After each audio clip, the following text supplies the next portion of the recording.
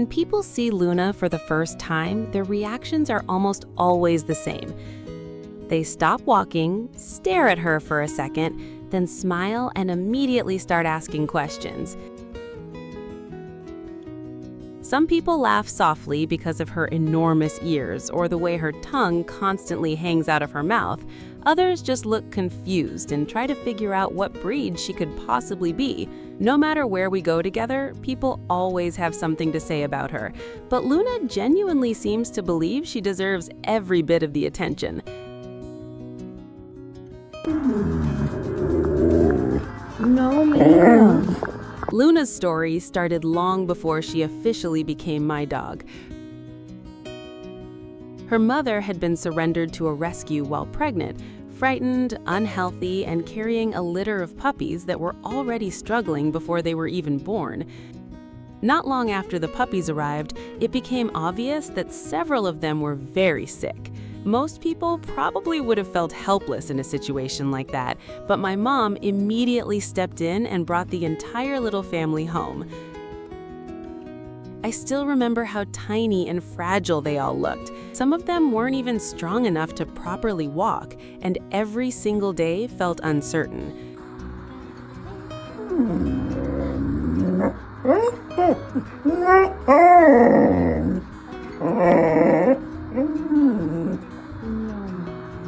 Out of all the puppies running around the house, Luna somehow chose me almost immediately. She would crawl toward me every chance she got. Even back then, before her personality fully developed, there was something different about the way she looked at me.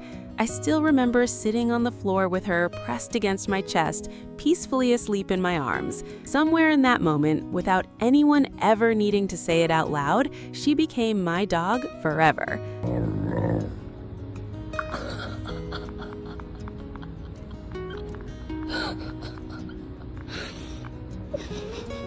As Luna grew older, it became impossible to ignore her personality. I always joke that she acts like a dramatic teenager trapped inside a dog's body. She has opinions about absolutely everything. Sometimes it honestly feels like she understands every single word I say, but simply chooses not to cooperate.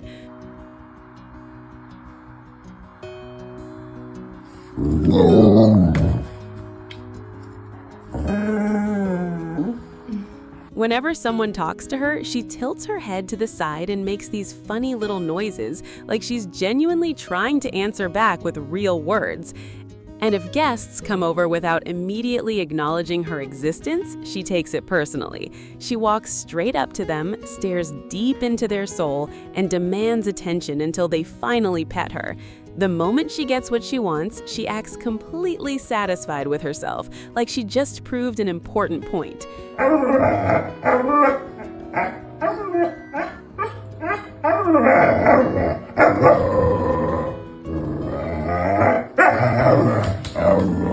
What makes Luna even more extraordinary is everything her tiny body survived when she was young. She battled distemper as a puppy, and although she survived, the illness permanently affected parts of her appearance. The shape of her face changed slightly, leaving a noticeable bump along her nose that almost looks like a tiny bridge. Her jaw also never fully developed the way it normally should have, which means she still has many of her puppy teeth. I remember feeling heartbroken when the vet explained that some distemper survivors stay this way for the rest of their lives.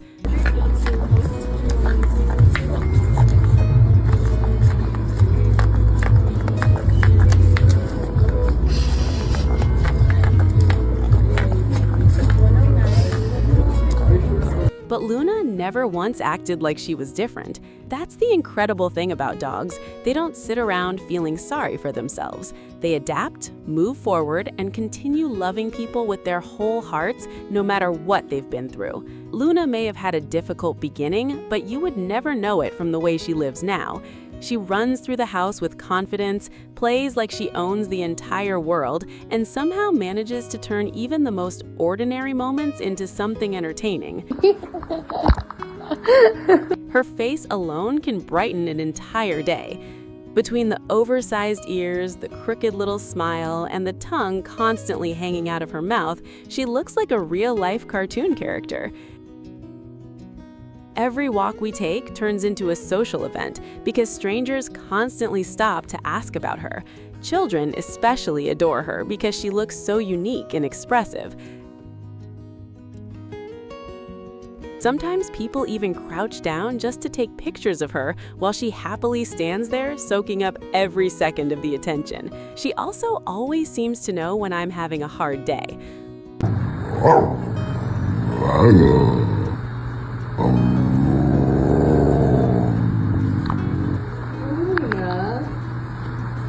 What is it? What is it, Mama? What? Whenever I'm stressed, emotional, or exhausted, she suddenly becomes calm and stays close to me without expecting anything in return. She quietly rests her head on my leg or curls up next to me on the couch. Sometimes I can't even explain how comforting that kind of love feels. There's something deeply healing about being loved so purely by an animal that has suffered so much herself. One of the sweetest parts of Luna's story is that we still get to regularly see many of her siblings because several of them were adopted by close friends nearby in Vegas. No, ma'am. Watching them together always makes me emotional because it reminds me how far all of them have come. These were once tiny, sick puppies fighting just to survive, and now they're spoiled, loved, safe, and surrounded by families who absolutely adore them. Luna's mother also ended up being adopted by a wonderful family in California, and knowing that she finally found the peaceful life she deserved truly means everything to me. Sometimes I look at Luna and think about how close she came to never having this life at all. A sick little rescue puppy that many people probably would have overlooked somehow became the happiest, funniest, and most loving companion I could have ever asked for. She may not look like other dogs, but every little thing that makes her different tells the story of just how strong she really is.